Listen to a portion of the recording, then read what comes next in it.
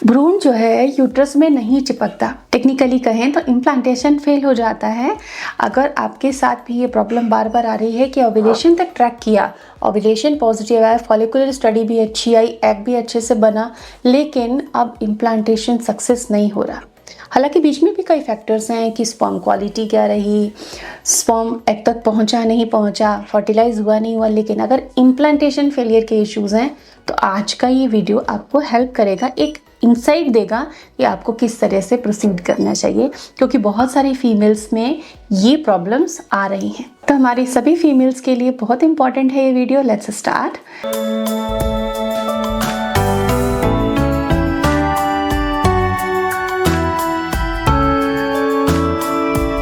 Welcome to Prerna's fertility care. So आज मैं आपको 5 पॉइंट में बताऊंगी कि इम्प्लांटेशन को सक्सेस करना है तो ओव्यूलेशन के बाद से ही या 1-2 दिन बाद से आपको क्या काम शुरू कर देने चाहिए, जिससे कि आप बहुत अच्छी तरह आगे बढ़ेंगी अपनी माँ बनने की यात्रा पर।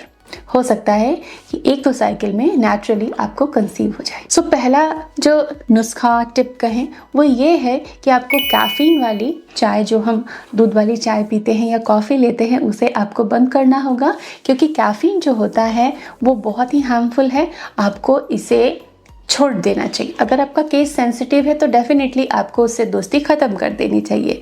तब क्या चाय पिए, कौन सी चाय पी सकते हैं? आपके लिए बना है चेस्ट बेरी टी। इस पर मैं वीडियो भी कर चुकी हूँ, आपको काफ़ी कुछ बनाकर भी सिखाया है। तो चेस्ट बेरी प्रोजेस्टेरोन को बूस्ट करने में हेल्पफुल होती है, साइंटिफिकली ये देखा गया है। तो आप चेस्ट बेरी की चाय सुबह शाम ले सकते हैं। हल्की बिटरनेस होती है चेस्ट बेरी के अंदर, तो आप क्या कर सकते हो, चेस्ट बेरी को पानी में उबाला, थोड़ा सा लेमन जूस ऐड किया कप में डालने के बाद, और हनी ऐड किया, थोड़ा लेमन ग्रास भी आप ऐड कर सकते हो। इस तरीके से फ्लेवरफुल बनाकर आप उसे लीजिए।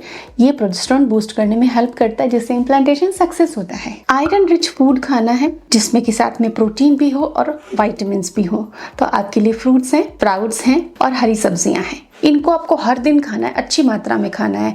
पालक खाई, लौकी खाई, तरोई खाई, जितनी हरी, लाइट ग्रीन, डार्क ग्रीन जो भी वेजिटेबल्स आती हैं मिल रही हैं। बीन्स आपने यूज़ किया, मटर यूज़ किए, लीफी वेजिटेबल्स यूज़ की। इससे क्या होगा कि आयरन और फॉलेट का सप्लाई बॉडी को मिलेगा और हार्मोन्स स्टेबल रहेंगे। इम्प्लांटेशन डेज में ना तो आपको बेड रेस्ट करना है और ना ही आपको जैसा कर रहे थे वैसा करना है।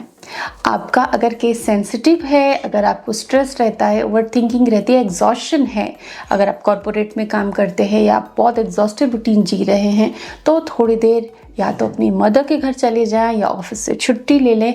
मॉडरेट अपना रूटीन कर लीजिए। मॉडरेट रूटीन करने से क्या होगा कि आपके एस्ट्रोजन और प्रोजेस्टेरोन का बैलेंस आपकी बॉडी बना पाएगी। एग्जॉशन से एड्रिनल्स जैसे ही एग्जॉस्ट होती हैं वो प्रोजेस्टेरोन को कन्वर्ट करने लगती है, ब्रेक डाउन करने लगती हैं, और बॉडी में प्रोजेस्टेरोन लो होता है और इम्प्लांटेशन फेल हो जाता है।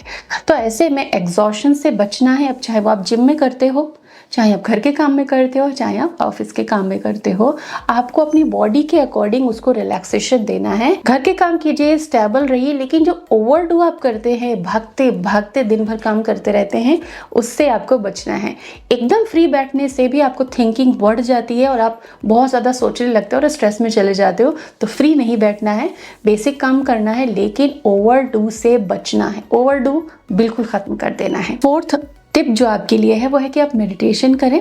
मेडिटेशन करने से क्या होता है कि जो आपकी ब्रेन की फंक्शनिंग है वो बहुत बेटर होती है, स्टेबल होती है, स्ट्रेस कम होता है। मेडिटेशन की सही टेक्निक समझने के लिए आप हमें कमेंट कर सकते हैं। मेडिटेशन करने से आपका स्ट्रेस लेवल रिड्यूस होता है, ब्रेन में अल्फा वेव्स बढ़ती हैं, साथ ही आपकी नींद की क्वालिटी अच्छी होने से हार्मोन स्टेबल रहते हैं। 5वीं टिप ये है कि इम्प्लांटेशन डेज जब आ जाते हैं आपके, तब आप एक्सरसाइज कर रहे हो, तब आप अच्छी डाइट ले रहे हो, कुछ सप्लीमेंट्स भी ले रहे होगे।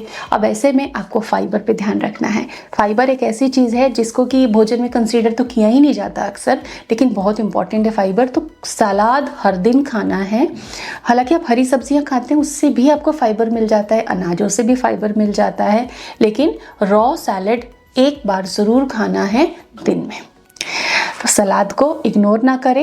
ये प्रोटीन के डाइजेशन में, आपके इंटेस्टाइन के फंक्शनिंग में और कॉन्स्टिपेशन को दूर रखने में बहुत हेल्पफुल है और ये इम्प्लांटेशन डेज के लिए एक ज़रूरी नुस्खा है। ये आपके लीवर हेल्थ को मेंटेन करके रखता है और हार्मोन को स्टेबल रखने में हेल्प करता है। So don't forget to eat your salad every day and follow these tips to get good results in your life. Thank you.